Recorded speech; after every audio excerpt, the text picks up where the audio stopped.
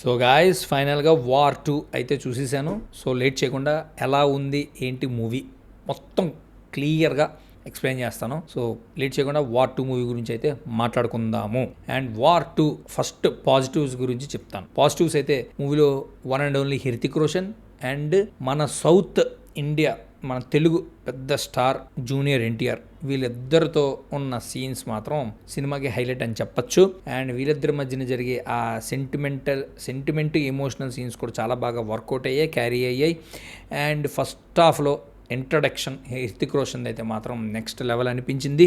ఆ చూపించిన సీన్స్ కానీ షార్ట్స్ కానీ ఆ పెట్టిన కెమెరా టెక్నిక్స్ కానీ ఆ యాంగిల్స్ కానీ హృతిక్ రోషన్ వచ్చిన వాకింగ్ స్టైలు ఆ బాడీ కానీ మంచి ఇంట్రడక్షన్ హృతిక్ రోషన్కి అయితే పడింది. And coming to the junior NTR దగ్గరికి వచ్చేసరికి నాకు నవ్వు ఎందుకు వస్తుందంటే చెప్తాను. ఫస్ట్ ఆఫ్ ఆల్ ఒకటి రిమైండ్ చేస్తున్నా, జూనియర్ ఎన్టీఆర్ ఫ్యాన్స్ ఎవరైనా ఉంటే మాత్రం ఖచ్చితంగా వాళ్ళైతే పర్సనల్గా తీసుకోవద్దు నేను చెప్పినవి. ఎందుకు అంటున్నానంటే నేను ఒక మీలాగే ఒక కామన్ వ్యక్తిగా నేను డబ్బులు ఇచ్చి నేను టికెట్ కొనుక్కుని వెళ్ళి వచ్చాక end of the day cinema అయిపోయాక నేను హ్యాపీగా బయటకు వచ్చాను లేదా అన్నది నాకు ఇంపార్టెంట్ కాబట్టి నేను జెన్యూన్గానే చెప్తాను. ఇది ఒకరిని ఎక్కువ చేయాలి ఒకరిని తక్కువ చేయాలని కాదు, ఇది మాత్రం కంపల్సరీ మాట్లాడాల్సిన విషయం. ఎందుకంటే మన సౌత్లో తెలుగులో మన పెద్ద యాక్టర్ జూనియర్ ఎన్టీఆర్ కాబట్టి నేను అందుకే ఇది ఇప్పటిదాకా ఎవరు మాట్లాడారో లేదో నాకు తెలియదు, అందుకే నేను మాట్లాడాలనుకుంటున్నాను ఖచ్చితంగా. ఎందుకంటే ఈ పాయింట్ చాలా వెరీ ఇంపార్టెంట్. ఎందుకు ఇలా తీశారని ఏదైతే ఇంట్రడక్షన్ హృతిక్ రోషన్కి పెట్టడం జరిగిందో జూనియర్ ఎన్టీఆర్ దగ్గరికి వచ్చేసరికి అదైతే నాకు డిసప్పాయింట్మెంట్ అయితే చేసింది.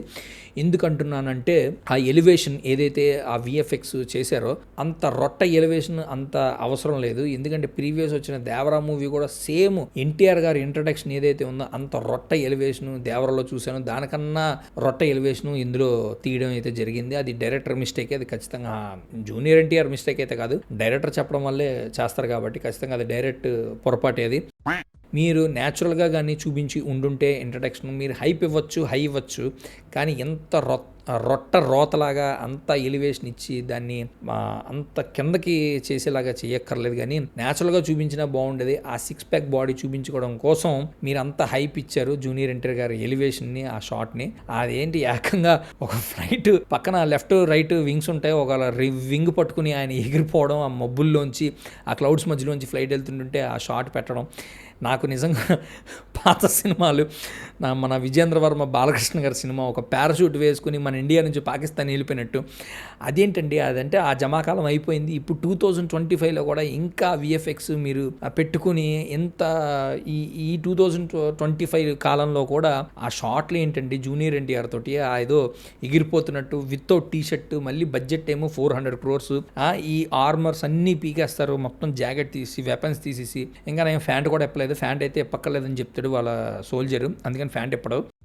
ఆ ఫ్యాంట్తో వితౌట్ టీషర్ట్ తోటి ఇలా పట్టుకుని ఏకంగా ఇలా హ్యాంగ్ అయ్యి వెళ్ళిపోతారు ఆ టెర్రరిస్ట్లో ఉన్న ప్లేస్కి. అక్కడికి వెళ్ళి ఆయన్ని వాళ్ళ మీద అటాక్ చేయడం, అక్కడ ఫైట్, అదంతా ఓకే. కానీ ఈ షాట్ ఎందుకు అలా తీశారు? అంత ఎలివేషన్ ఏంటి? అసలు మైండ్ బ్లాక్ అయిపోయింది. మీరు తీసేది అది చూపించేది అంత గ్రాఫిక్స్ అని అందరికీ తెలుసు, కానీ అది చూపించే దాంట్లో కూడా కొంత అరే పోనీ ఇది నమ్మశక్యంగానే ఉందిరా పర్లేదు అనుకునేలాగా ఉంటే పోనీ బాగుండు. మరీ అంత దారుణం ఎలివేషన్ జూనియర్ ఎన్టీఆర్ గారు. హృతిక్ రోషన్కి అంత మంచి షాట్ బాగా ప్లాన్ చేసుకున్నారు స్క్రీన్ ప్లే, అది హృతిక్ రోషన్కి ఎందుకు అంత పంద పెట్టారు మీరు? అది నా ఫ్రస్ట్రేషన్, నా కోపం అనమాట, అది నా క్వశ్చన్ కూడా. అండ్ చెప్తాను, ఇంకా ఫస్ట్ హాఫ్లో కూడా ఒకటి ఉంది, ఏదైతే కార్ చేజ్ అంటే హృతిక్ రోషన్ వాళ్ళ డాటర్ వాళ్ళ కూతురు కారులో ఉంటారు, ఎన్టీఆర్ కూడా ఎదురవుతాడు.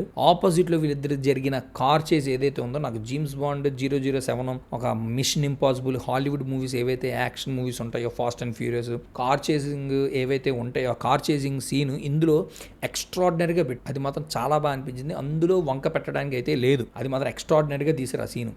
అండ్ ఎప్పుడైతే ట్రైన్ వస్తుందో ఆ ట్రైన్కి అంటే ఎలాగో బ్లాక్ అయిపోతారు హృతిక్ రోషన్, అక్కడ ఎస్కేప్ ఎలాగైనా అవ్వాలి అని చెప్పి కారుతో పాటు ట్రైన్ మీద దూకియడం జరుగుతుంది హృతిక్ రోషన్ అనమాట. అక్కడ మన ఎన్టీఆర్ గారికి మంచి అక్కడ కూడా ఒక ఏదైనా మంచి థాట్ ఆలోచించి కొంచెం బాగా ఆ పక్క రోడ్లో నుంచి కారు వేసుకుని ట్రైన్తో పాటు చేస్తూ వెళ్తున్నట్టుగా ఏదైనా పెట్టి ఉండుంటే సీన్ మాత్రం బాగుండేది, ఇంకా బాగా ఎలివేట్ అయ్యేది ఆ సీన్. కానీ వెంటనే అంత స్పీడ్లో వెళ్తున్న ట్రైన్ ఒక 200-300 స్పీడ్లో వెళ్తున్న ట్రైన్ మీదకి ఆయన సడన్గా పైనుంచి సింపుల్గా దూకేస్తారు.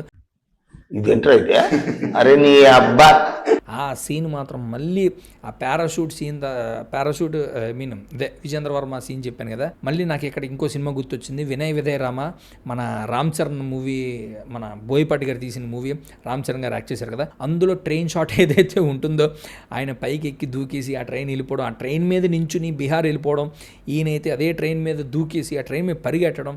నేను పఠానో సంథింగ్ జవానో చూశాను, అలాగే ఆ సల్మాన్ ఖాన్ గాను షారూక్ ఖాన్ గారు ఆ ట్రైన్ కిందకి బ్రిడ్జ్ కట్ అయిపోయాక ట్రైన్ కిందకి పడిపోతున్నప్పుడు వీళ్ళిద్దరేమో పరిగెట్టుకుంటూ ఆ సీను ఎందుకయ్యా, ఎందుకు ఈ రోత ఈ రొట్ట సీన్లు పెట్టి జనాల్ని సావదప్పడానికి తప్పితే ఏమీ లేదు.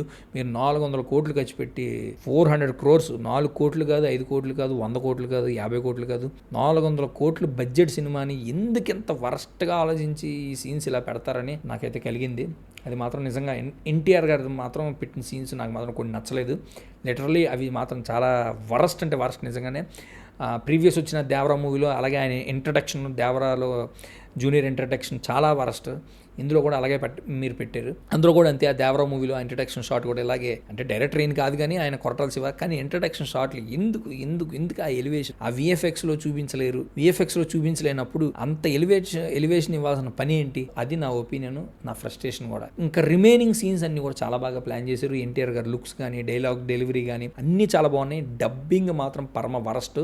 అంటే ఎన్టీఆర్ గారు పక్కన పెడితే, ఎన్టీఆర్ గారిది ఎలాగో ఒరిజినల్ వాయిస్ ఆయన తెలుగులో చేశారు. హృతిక్ రోషన్కి తెలుగు రాదు కాబట్టి ఆయనకి డబ్బింగ్ చెప్పాలి. ఆయనది ఓకే, ఆయన వరకు ఆయనది బాగానే ఉంది డబ్బింగ్. రిమైనింగ్ ఏదైతే క్యారెక్టర్స్ ఉన్నాయో వాళ్ళ డబ్బింగ్ మాత్రం పరమ వరస్ట్. అసలు నాకైతే అసలు నచ్చలేదు. ఆ డబ్బింగ్ చెప్పిన టైమింగ్, లిప్సింగ్ కానీ అన్ని బఫరింగ్ సంథింగ్ ఏదో అనిపిస్తూ ఉంటుంది చూస్తుంటే, మీకు తెలుసు. ఆ డబ్బింగ్ పరమ వరస్ట్. స్టార్టింగ్లోనే ఒక డైలాగ్ ఉంటుంది, మంచి ఎమోషనల్ డైలాగ్. హృతిక్ రోషన్ వాళ్ళ హృతిక్ రోషన్ పెంచి పెద్ద చేసిన ఒక సోల్జర్ ఉంటాడు, అతను ఒక ఎమోషనల్ డైలాగ్ ఉంటుంది. ఆ ఎమోషనల్ డైలాగ్ క్యారీ అవ్వదు, చాలా గట్టిగా అరుస్తాడు. ఆ డబ్బింగ్ తెలుగు వాయిస్, ఇతను ఈ హిందీ యాక్టర్ కి ఆ ఎమోషనల్ లో వచ్చిన వాయిస్ కి అసలు మ్యాచ్ అవ్వదు అనమాట, అసలు మ్యాచ్ అవ్వదు. నాకు నవ్వు వచ్చింది అక్కడ. అది మంచి డైలాగ్, అది మంచి ఎమోషనల్ డైలాగ్, అది కానీ వర్కౌట్ కాలే బికాస్ ఆఫ్ ఆ డబ్బింగ్ వల్లే మిస్టేక్. సో ఇలాగే డబ్బింగ్ మాత్రం చాలా వరస్ట్గా ఉంది మూవీలో, అదనమాట. ఇంకా రిమైనింగ్ సీన్స్ ఫస్ట్ హాఫ్ అంతా కూడా చాలా బాగా అనిపిస్తాయి. ఆ రెండు తప్పితే కొన్ని ఉన్నాయి. కొన్ని ప్రెడిక్టబుల్ సీన్స్ ఉన్నాయి, కొన్ని అన్ప్రెడిక్టబుల్ ఉన్నాయి, కానీ ఒకటో రెండో.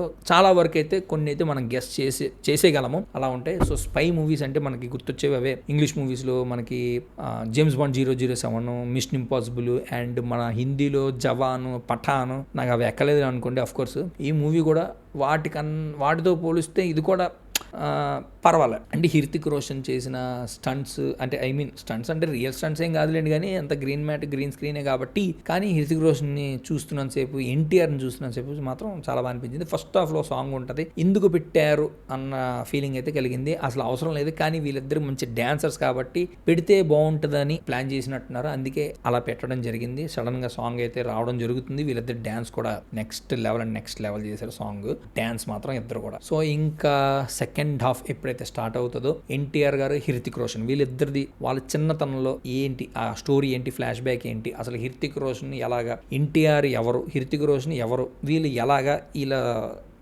స్పై అయ్యారు అన్నదే స్టోరీ అనమాట. సెకండ్ హాఫ్లో వీళ్ళ చిన్నతనంలో ఫ్లాష్ బ్యాక్ అనమాట. అక్కడ సినిమా కొంచెం డౌన్ అవుతున్నట్టుగా అనిపిస్తుంది. చాలా డౌన్ అవుతూ మెల్లిగా స్లోగా వెళ్తూ ఇంకా లాస్ట్ క్లైమాక్స్కి వచ్చేసరికి మంచి హై తీసుకొస్తుంది. మళ్ళీ సెకండ్ హాఫ్లో కూడా కొన్ని సీన్స్ మళ్ళీ బాగా అనిపిస్తాయి, కానీ క్లైమాక్స్కి వచ్చేసరికి ఇంకా మామూలుగా కొట్టుకోరు. హృతిక్ రోషన్ అండ్ జూనియర్ ఎన్టీఆర్ ఒక రేంజ్లో ఫైట్ అయితే ప్లాన్ చేశారు. ఆ ఫైట్ మాత్రం నాకు మళ్ళీ గూస్ బంప్స్ తీసుకొచ్చే. ఏదైతే ఫస్ట్ హాఫ్లో ఆ కార్ సీన్ ఉందో అండ్ ట్రైన్ సీన్ ఉందో, నెక్స్ట్ కొన్ని సీన్స్ ఉంటాయి బాగానే అనిపించాయి. ఇంకా లాస్ట్ క్లైమాక్స్లో మాత్రం ఆ ఫైట్ నువ్వా నేనా అన్న తలదన్నేలాగా ఆ ఫైట్ ఉంటుంది అనమాట. ఎందుకంటే అవతల హృతిక్ రోషన్ ఆయన బాడీ, ఆయన ఫిజిక్, 6 ప్యాక్ తెలిసిన విషయమే. ఇందులో ఎన్టీఆర్ ఆయన కూడా బాగా వర్కౌట్ చేసి, అందరూ ఆ గ్రాఫిక్స్ అనుకున్నారు, ఆ బాడీ చూసి ట్రైలర్లోనే అది రియల్గానే ఆయన పెంచడం అయితే జరిగింది. ఎందుకంటే ఆయన చూస్తేనే అర్థమైపోతుంది హార్డ్ వర్క్ చేశారని, వర్కౌట్స్ చేశారని. సో వీళ్ళిద్దరు కొట్టుకునే విధానం ఉంటుంది క్లైమాక్స్లో మాత్రం. Goose bumps boss. ఆ క్లైమాక్స్ ఫైట్ మాత్రం ఎక్స్ట్రాడినరీ. కుమ్మేసుకుంటారు, మామూలుగా కుమ్ముకోరు, ఒక రేంజ్లో కొట్టుకుంటారు ఇద్దరు మాత్రం. ఆ ఫైట్ మాత్రం సూపర్ అంటే సూపర్. సో రిమైనింగ్ సినిమా అంతా కూడా ఓవరాల్గా అయితే ఓకే, చూడొచ్చు. ఇండస్ట్రీ హిట్, బ్లాక్ బస్టర్ అని చెప్పలేను, అలాంటి డిజాస్టర్ వరస్ట్ అని చెప్పలేను, కానీ ఓకే చూడొచ్చు అనమాట.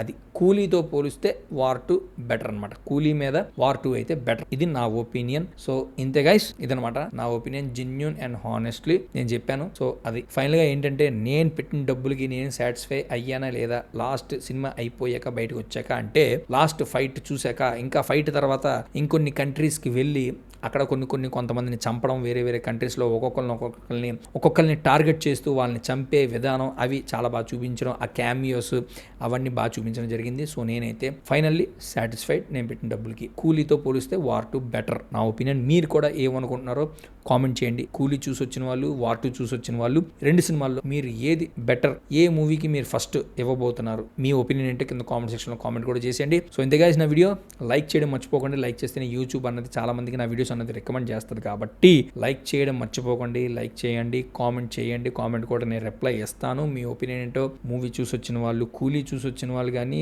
వార్ 2 చూసి వచ్చిన వాళ్ళు కానీ, మీ ఒపీనియన్ ఏదైతే ఉందో కామెంట్ అయితే చేసేయండి, రిప్లై ఇస్తాను ఖచ్చితంగా. సో కొత్తగా చూస్తున్న వాళ్ళు ఎవరైనా ఉన్నట్లయితే మాత్రం ఖచ్చితంగా నా ఛానల్ సబ్స్క్రైబ్ అయితే చేసుకోండి. నా కంటెంట్ కనుక మీకు నచ్చినట్లయితే మీ ఫ్రెండ్స్ అండ్ ఫ్యామిలీ మెంబర్స్ కూడా షేర్ చేయండి. Thanks for watching, take care, by by, జై హింద్.